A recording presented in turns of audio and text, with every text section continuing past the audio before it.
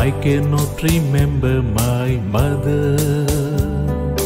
Only sometime in the midst of my play, a tune seems to hover over my plaything.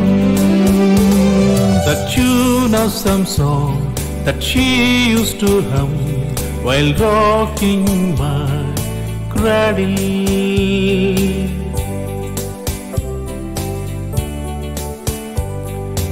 I cannot remember my mother, but when in the early autumn morning, the smell of the shyly flowers floats in the air. The scent of the morning service in the temple comes to me as the scent of my mother.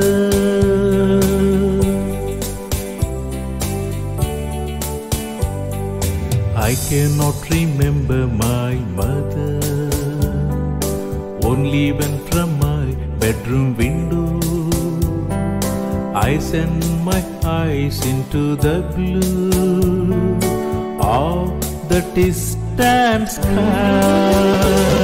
I feel that the stillness of my mother's gaze on my face has spread all over the sky.